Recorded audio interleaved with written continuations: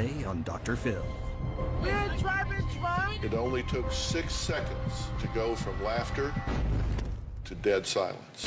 Dessalene was the only survivor of a crash that killed both friends. She still wants to party. She still wants to drink. Do you have a death wish? Have you gotten in cars since then with drivers who are drinking? Yes, I have.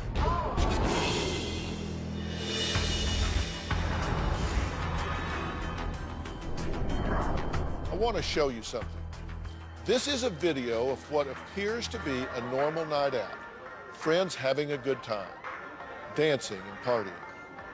The problem is they're teenagers. They're drunk and about to get in a car. 3,000 pounds of metal careening down the road. What's different about this story is that every second of what you're about to see was captured on tape. We're driving drunk. We got tonight. We know what we going. Yes.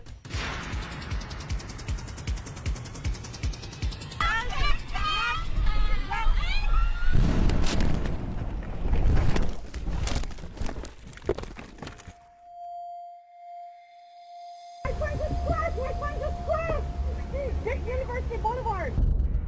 They're not moving. We need emergency right now. There's people trapped in the car.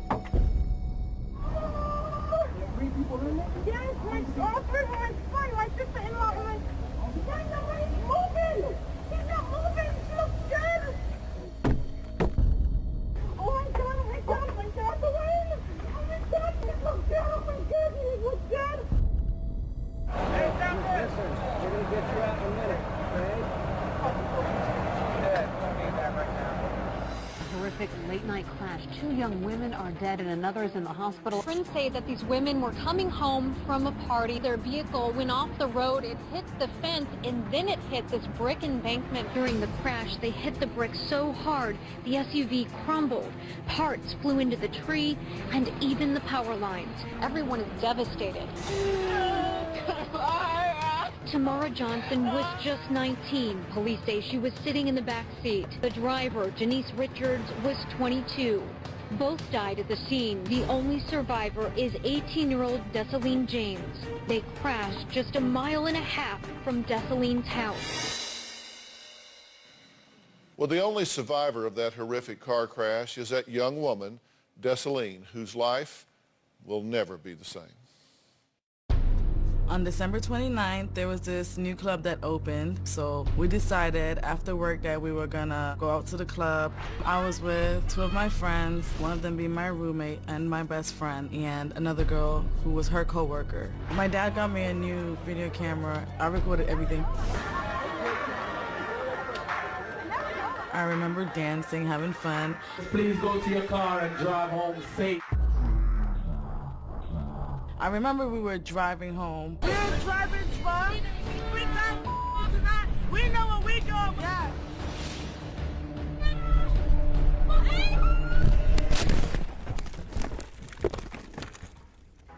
When I woke up in the car after the accident, I called Tamara's name 3 times. I remember her not answering me, but I was stuck. I didn't know what was going on. Like, I knew trouble, but I didn't know death. I remember them covering my face, and I remember the fireman lifting me out the car after they cut the door open. And I remember him lifting me onto the stretcher. When I went to the hospital, that's when they were like, you were in a serious car accident. The police came into the room. I was like, where's Tamara? And he was like, wait, nobody told you yet? They're dead. I just broke down. I was in the hospital for 5 days. My left hip was injured. I couldn't walk. I suffered from short-term memory loss. And when I got out, I was in a wheelchair. A lot of times when I would go to sleep, I would have nightmares. It's now going on 2 years. I do have some nights where I stay up and I think about them. I think about what happened. The one thing about the accident that I can't get out of my mind is seeing my friend's dead body. Seeing my friend take her last breath. Well, even though she was discharged from the hospital after 5 days and began the road to physical recovery, she says her emotional scars are still raw and far from healed. after the accident, I kind of had survivor's guilt, knowing that my best friend died. Tamara deserved the life more than me. What was really unfair about that night was I felt like she didn't deserve to die because she wasn't a drinker, she didn't drink, and her life was taken. The hardest part about moving on after I got out of the hospital was going back to an empty house, having to pack her stuff up. I would go there to cry. I would go to her grave to talk to her. She was my friend that I spent like 99% of my time with. Well, Desalina, I'm glad to meet you, but I'm sorry for the circumstances under which we're doing it. And I'm sorry for your loss. You lost two very good friends. Who was it on the tape that says, "We're driving drunk tonight"? Me. What was the exact quote? If we die tonight, we know where we're going. How do you feel about hearing yourself say that now, after the fact? Well, at first I felt guilty because I kind of felt like I jinxed us in a way. How were you able to get in the club and buy alcohol underage? It was easy, you know. At the time, it was really easy. You just pay at the door and you go in. This is a video snapshot of the last moment your best friend was alive. Now, this was taken in the car, and she's happy and alive, and y'all are having a really good time. Yes. Did you make mistakes that night? Yes, I did. No. What was wrong? What did you do wrong? I got into the car knowing that Janice was drunk. I got into the car. I drank. That was wrong. Well, it's interesting that you start your explanation there. I have one goal here, and that's to help you get better. But to do that, I have to know where we're starting. And I said, what did you do wrong that night? And you said, well, got into the car knowing the driver was drinking. You didn't say going to a club underage. You didn't say getting drunk and impairing my own judgment. You didn't have any problem with any of that. It was just getting in the car.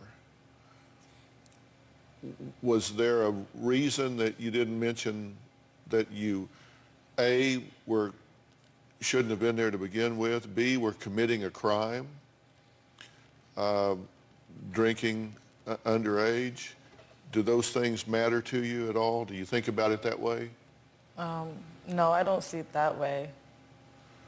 Yeah. I don't see nothing wrong with going to the club. Maybe drinking underage, I see something wrong with that. But I just went out to have fun. It was breaking the law to do what the two of you that were underage were doing. How old was the driver? 22. And your friend was 19. And she wasn't drinking at all. Why not? She's not a drinker. She doesn't like alcohol. She looked like she was sure having fun. Yes. How about you? Can you have fun without drinking? I can try. But do you generally, or do you feel like you need to be drinking to party? I mean, I've never had fun sober. Really? Yeah. You've never had fun sober. Why do you think that is? Because when you're a little tipsy, you have more fun. That's shocking to me to hear you say. And I haven't had a drink in probably 40 plus years, and I have a hell of a good time. So I know it's possible to do that. But this happened 2 years ago, and you said your mistake was getting in the car with a drunk driver. Have you gotten in cars since then with drivers who are drinking? Yes, I have. Wow. How do you explain that? I can't explain it. I was more cautious. I made sure that they were driving straight, I guess. Straight. I spoke to them. I was like, you know, what happened to me in the past, and they assured me that they were fine. Well, Desaline says her life took another unexpected turn after she contacted the local news in an effort to help other teens. Take a look at this. One day, I was watching the news. I remember Andrew McCarran popped up on our TV. Andrea joins us live to show us a place teenagers have allegedly been buying alcohol for years. It is illegal to sell under 21. No ID, no stay. I remember emailing Andrea, and I was like, I would like to share something with you. I would like to help. Even though she's just 18, Desaline said it was no problem getting alcohol. Maybe I'm here to save somebody else. The rules and the limitations of going into the club, they weren't so strict on alcohol, but after they were. You're about to see and hear two young people die. Three exuberant young women hurtled from sheer joy to this in just 6 seconds.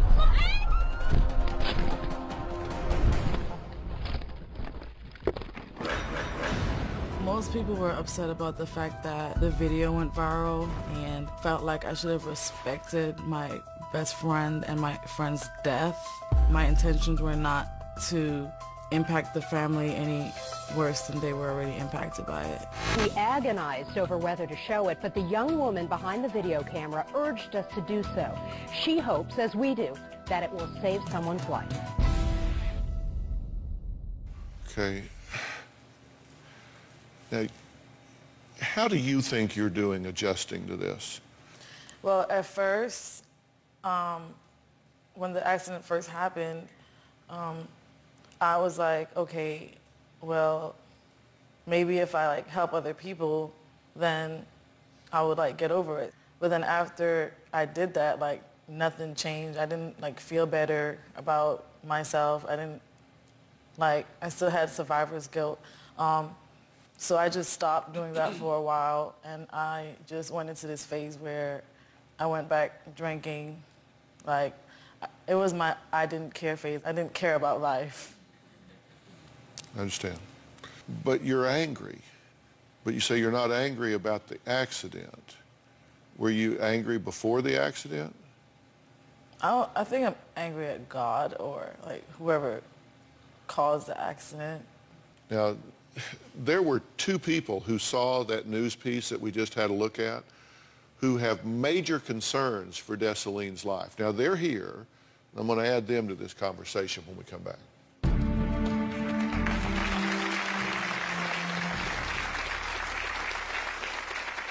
I am concerned that Desaline is on a self-destructive path. She likes to party, going off drinking for days at a time.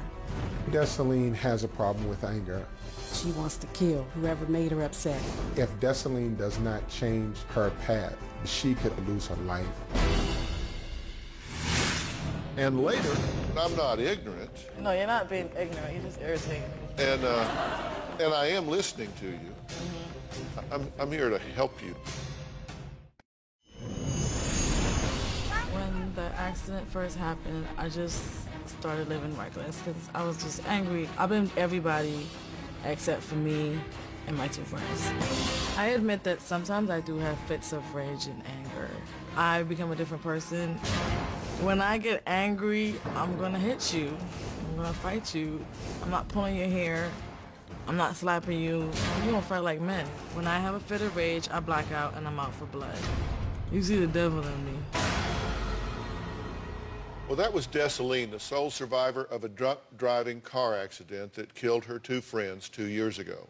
It only took 6 seconds to go from laughter to dead silence. Now, since the accident, Desaline says things have gone from bad to worse. Then, strangers stepped up. They offered to help. We heard Desaline's story on the news. Desaline was just 18, videotaping a night of partying from the front passenger seat of a friend's car, when the life she had known was shattered in a matter of seconds. I'm still in denial. I'm still in denial. Desaline was the only survivor of a breathtaking crash that killed both friends. What struck me the most about her story was that at such a young age, she had lost her friends in a car accident that could be best described as horrific. Where I'm at now, it would have been better if I had died. That was Dessalene less than 5 months ago, when her life had taken another devastating turn. Her mother threw her out of the house when she learned Dessalene was pregnant. Everybody turned their backs on me. My life has gone completely downhill. When I heard Dessalene was homeless and pregnant, I knew we had to help her. Brenda contacted the reporter, and we changed the guest room into her bedroom, and here we are. I am concerned that Dessalene is on a self-destructive path. She likes to party, going off drinking for days at a time. Dessalene's lifestyle includes what she calls the trap life, where you party, you drink, you smoke, and it's all about going 100 miles an hour all the time. Most of the time when she goes out and she comes back, she's high. Dessalene has a problem with anger. When Dessalene's raging, she wants to kill whoever made her upset. She will say things like, I will have you and your whole family killed, I'll walk over someone's grave. Most recently, Dessalene was in a fight at work with another young lady in the parking lot. The police were called. I told Dessalene that if she gets arrested, I'm not bailing her out. Stop calling my phone or I'm gonna cuss y'all out. Bye. With Dessalene's anger problems, I've been concerned that she would hurt someone in the house. If Dessalene does not change her path, she could lose custody of her son. She could lose her life. Dessalene is saying that she wants success, but I don't think she knows how to get there. Well, Brenda, Michael, I'm glad to meet the two of you, and God bless you for stepping up in this young girl's life. What moved you to do that? Every time I see that video, I kind of cry, you know? And I made a comment to my family when it first aired, and then my wife said that she would follow up, and she got in contact with the correspondent, and everything moved from there. Are y'all glad that you've come to know her and that you've taken her in? Yes. Absolutely. How do you feel about the fact that they stepped up and took you in? I'm okay with it. I'm glad. You're okay with it? I'm happy. You're still not drinking age, but do you feel like you drink too much? I drank, but I don't drink. I don't think I drink too much. I might drink too much the time when I'm drinking, but not every day. You said it helps you numb the pain. Yes. How many seconds do you think it took for your friends to die? Well, 6. And you feel guilty that you're still here? Yes, sometimes I do. Do you have a death wish? No, I don't. Because you seem to be behaving in a reckless fashion to me. And one of the things I know about people that are reckless is they're not just daredevils. There's a segment of that group that just doesn't really care. It's just kind of like, I probably don't deserve to be here anyway. I mean, I probably shouldn't have survived, so, you know, what the hell? Do you have an attitude about that? Sometimes I do. And what is it? What is that attitude? What do you say to yourself sometimes? I don't care. About? Anything. Yeah. Including whether you live or die? Maybe, yeah. Do you think she has a death wish? I wonder. How about you, Brenda? No, I don't think so. I hope not. Yeah. I hope not. I made some notes because I wanted to see if this was right. Would you agree that you're still out there partying? Yes. And you say there's nothing wrong with that. It's just girls having fun, right? Yes. But you're a mother now. Yes. You'll leave the baby with these people sometimes for 2 or 3 days and go stay with your sister and y'all party, right? Yes. Is that true? Yes. Is that reasonable to you? Yes. That's reasonable to you. And how old's your baby? 6 months. 6-month-old baby. All right, well, let's take a break. We're going to meet Dessalene's twin, who says she was supposed to go out that fatal night, but she didn't. We'll hear why she changed her mind when we come back.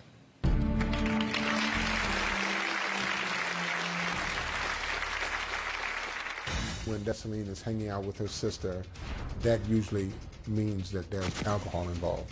When I get around my twin sister, I will drink more than I should. Sometimes I expect to get a call saying that she's locked up. And later, was she responding to something that she thought you had done or not done? I don't care what she thinks. Just don't call me a bad mom because I'm Well, a you good obviously mom. do care what she thinks because you were going to put your baby in the back seat and go whip her ass.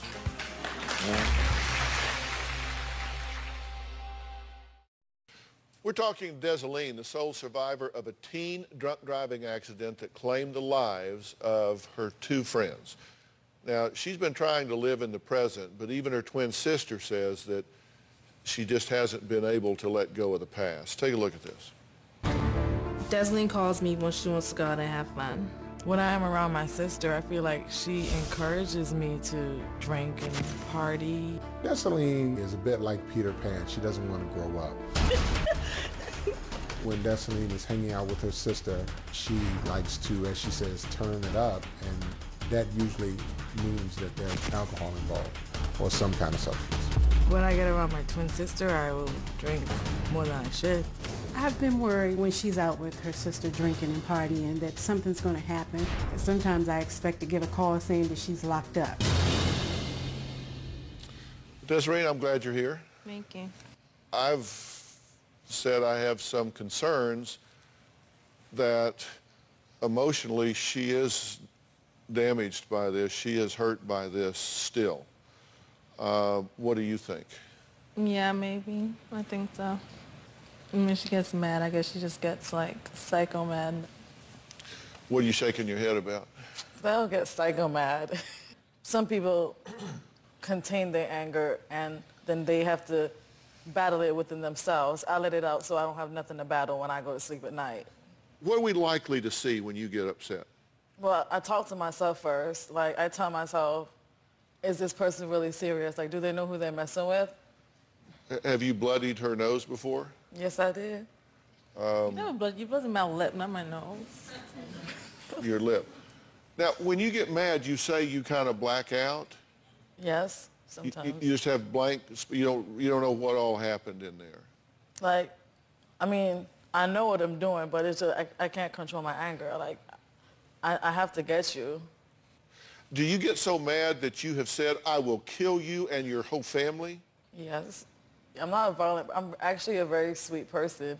You have to bring me out of character and take me to that point where I'm going to put hands on you for me to tell you that stuff. Okay, and what gets you there? What kind of things get you there? People being ignorant, you're not listening to me, you talking over me, you threatening me, not giving me, sometimes, like, not giving me what I want, and basically, like, irritating me. How am I doing? You getting up there?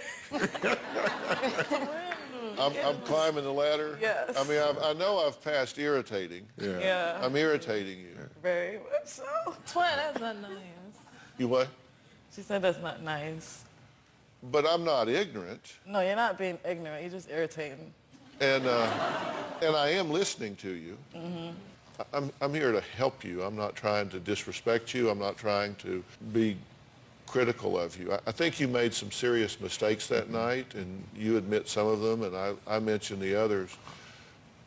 But I also think that you were a victim as well. All right, let's take a break. Next, Desaline claims to love being a mom, yet she also says her 6-month-old annoys her too when he cries, and she admits to almost throwing her baby across her car in anger. I said almost. She didn't do it.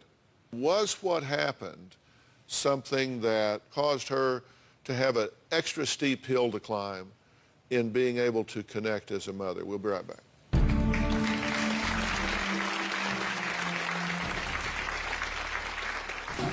Desaline has little patience and tolerance for Jada. She still wants to party.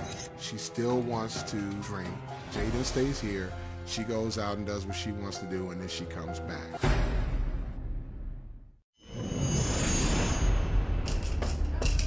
Where's your toys? Desaline had told me in the past that she never wanted kids. When Desaline said that, I was a bit shocked But the reality is, she has a child. She is a mother. I never wanted kids. Since I'm a new mom, one of the hardest things for me is when he's crying.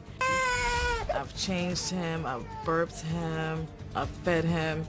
Like, nothing is working. It annoys me. I lose all hope. I don't know what to do. It gets me angry.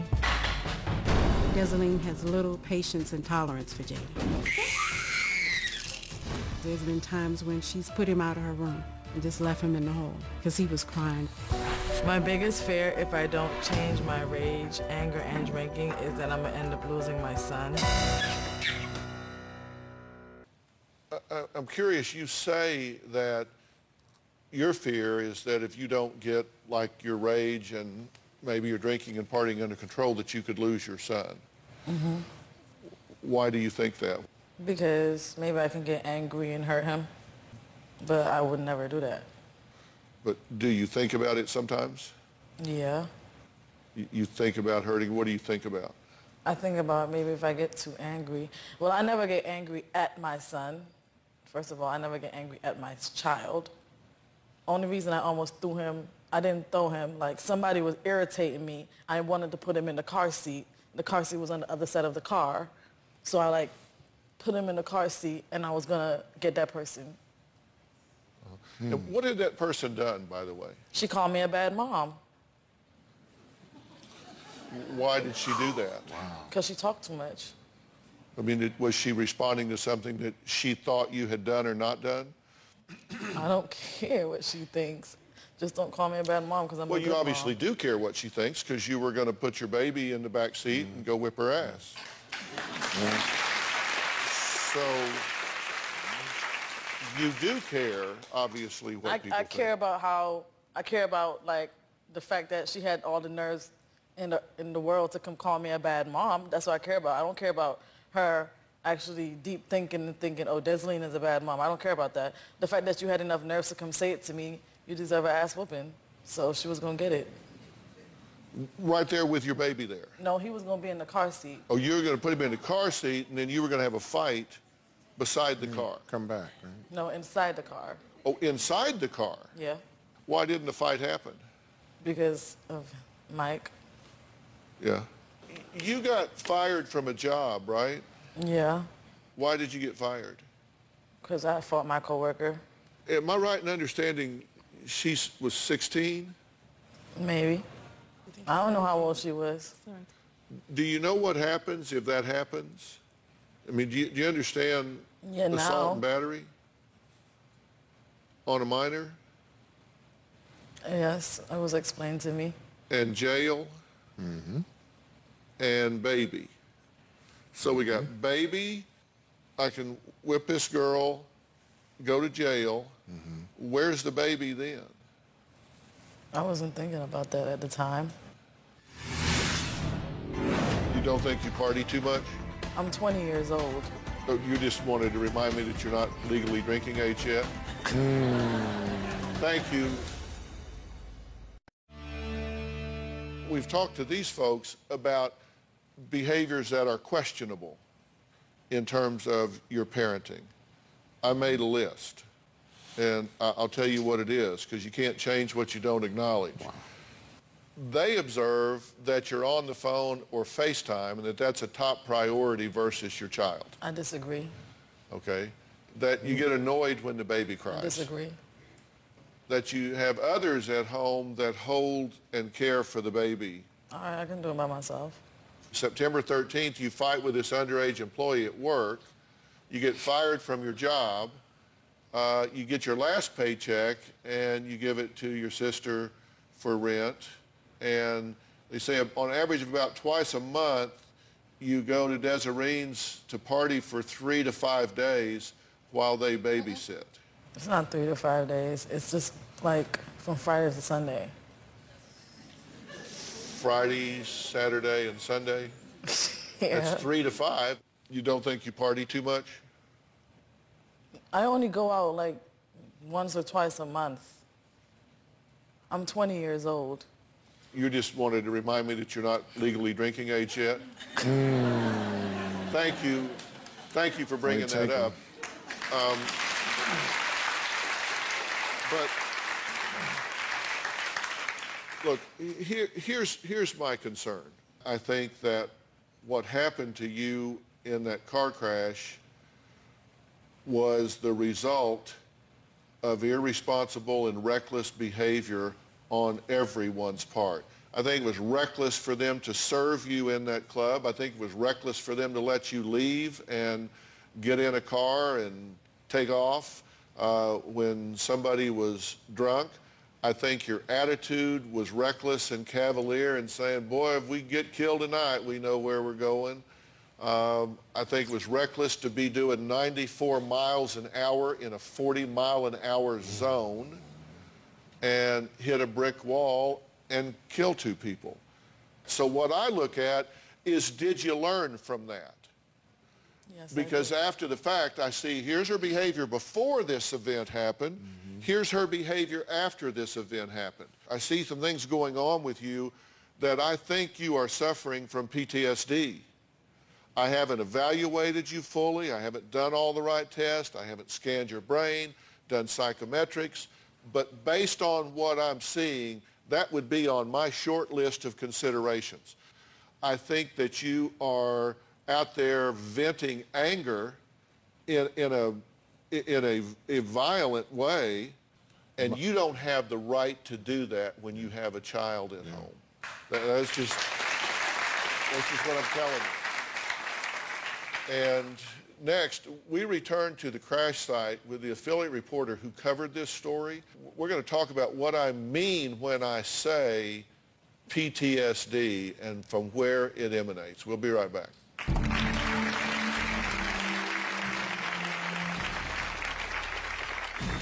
The car came barreling up on the sidewalk. You could see tire treads on the grass here, catapulted up onto this brick wall. The crash was so violent that it actually flung parts of the vehicle into the air, and all the time, Dessalines was rolling videotape.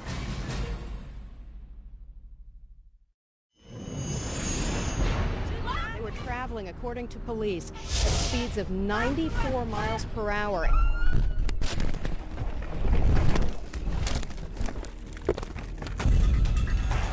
This is a 40-mile-per-hour zone. They came around that bend, and it was clear the driver lost control. The car came barreling up on the sidewalk. You could see tire treads on the grass here, catapulted up onto this brick wall. The crash was so violent that it actually flung parts of the vehicle into the air, and all the time, Dessalines was rolling videotape. And what was particularly chilling is the tape continued to roll, even after the death of her 2 friends.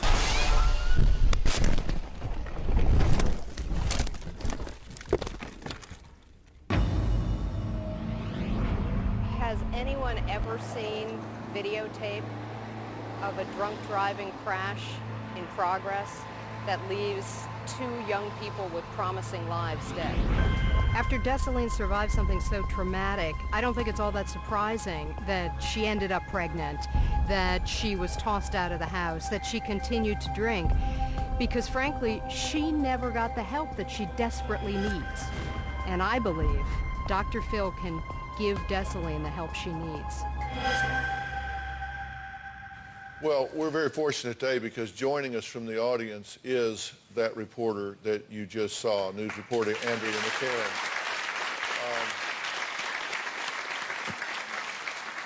Andrea, you didn't just report this as another story on the news. You created a cautionary tale here. You created a story within the story that changes people's lives when they watch it. Dessalines and I spoke. I took her with me on speaking engagements. We spoke to young people. She was brave enough to share that horrific video so other young people wouldn't have to live it. You know, you said that afterwards, and you said at the very top of the show, that you did this and things didn't change for you. The pain didn't ease. Things didn't change for you. And I want you to know why I think that's the case. And when I say that on the short list of diagnostic considerations that I would have would be PTSD, which is post-traumatic stress disorder, the symptoms of that are dreams and nightmares, intrusive recollections, reliving the trauma as illusions or kind of like hallucinations or dissociative flashbacks, intense psychological distress at exposure to certain cues, psychological reaction to cues, avoiding thoughts, feelings, or conversations, avoiding activities, places, or people, feeling of detachment, irritable or aggressive behavior. Joining us now is Dr. Frank Lawless. He's the president of our advisory council, and he is the author of the PTSD Breakthrough, the revolutionary science-based Compass Reset program. Frank, you and I have talked about this, and you believe that she may well be suffering from PTSD, correct? Absolutely. She meets most of the symptomatology, and especially with regard to the kind of brain dynamics that are common with PTSD. I think she clearly is part of that picture. Yeah, and in your defense, and I think you need one, with regard to some of the choices you're making, some of this is involuntary on your part, I believe, and I'll tell you guys why. This is the human brain, okay? And there is a part of the brain that's called the amygdala. And it is very important because it's kind of a recording device. And I'm gonna let Dr. Lawless talk us through this and show us what it is. All right, Frank, go ahead. Okay, the amygdala is kind of like, as you said, more of a recording of the emotional component of memory. So if you have a memory and the amygdala doesn't record anything, then it basically just becomes a memory. But in certain kind of traumatic situations, it records that permanently until you can dissolve it and resolve it. And so that trauma can be relived and relived and relived, both consciously and unconsciously, which can leave you emotionally distraught until something happens. And there are ways to deal with this, Dr. Lawless, correct? Absolutely. And nurturing and healing the brain. And a couple of examples of what you do are changes in nutrition and hyperbaric chamber. The second thing that's important is cleansing the brain of toxins and poisons. And you have to make reconnections and take control of the disoriented brain. And this is done with biofeedback. Do you get that there's brain involvement here that might be causing you to experience rage and make certain decisions that you might not otherwise be making? And you need help with all of this. Yeah. And do you think you do? I think I need a little help. A little help? Yes. Because okay. I don't, like, I'm not crazy. Nobody's saying that. I'm a great mom. Crazy wasn't on that list that I just went over. I'm a absolutely awesome mom. And only thing I need help with is like anger and like forgetting that night, and then that's what's on my list. What's on your list is get rid of the anger and not let that night keep coming back to haunt you. Yes. You really want to be free of that, right? Yes. All right. There's someone with a message for Desaline when we come back.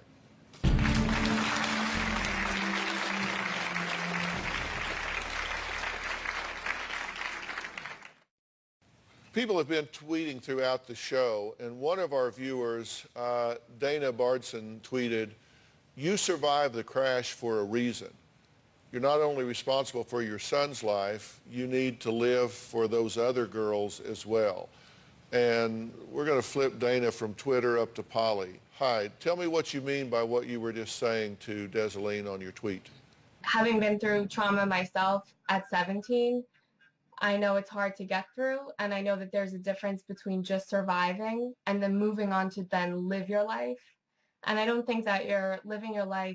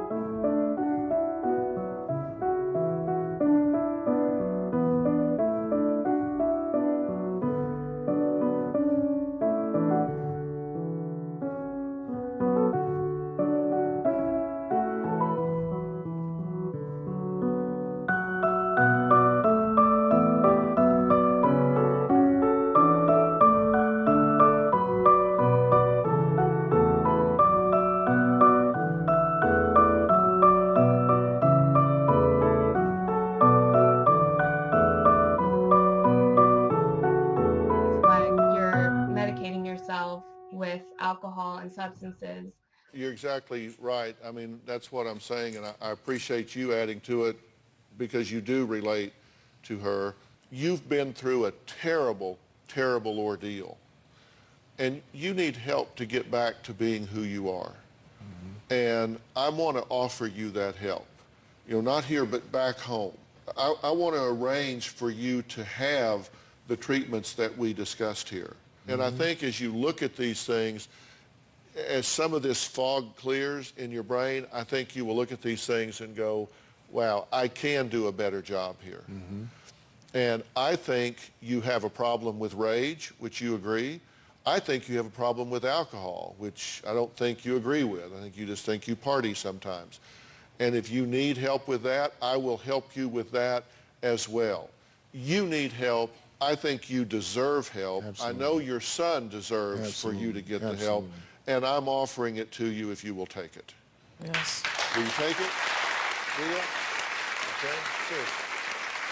All right, I'd like to thank all of my guests today and all of the viewers that live tweeted. A special thanks to Dr. Frank Lawless. For more information on his book, PTSD Breakthrough, log on to drphil.com. And a special, special thanks to Andrea McCarran from our Washington, D.C. affiliate, WUSA. Thank you so much. Appreciate it so much. Thank you so much.